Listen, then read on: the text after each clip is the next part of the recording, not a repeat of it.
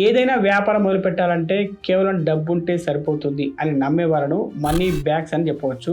డబ్బే అన్నిటికీ సమాధానం చెప్తుంది, డబ్బే అన్ని సమస్యలు పరిష్కరిస్తుంది అని నమ్ముతూ ఉంటారు వీరు. ఇప్పుడు సక్సెస్ఫుల్ గా నడుస్తున్న ఏ బిజినెస్ అయినా కూడా మొదట్లో చిన్నదిగా మొదలుపెట్టింది అయి ఉంటుంది.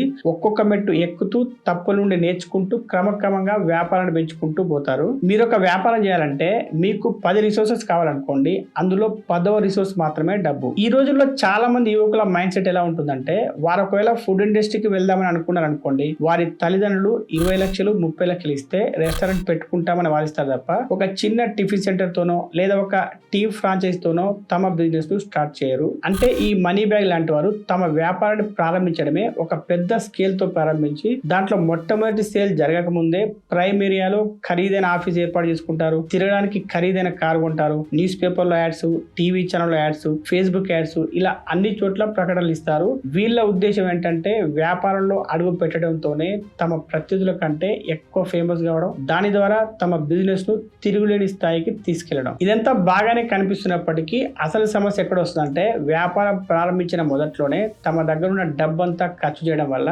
నిజంగా వ్యాపారానికి డబ్బు అవసరమైనప్పుడు చేతిలో ఏమీ ఉండదు. దీనివల్ల వ్యాపారం నిలదొక్కుకోలేక దెబ్బ తినడం గానీ లేదంటే పూర్తిగా మూసేయాల్సిన పరిస్థితి గానీ ఏర్పడుతుంది.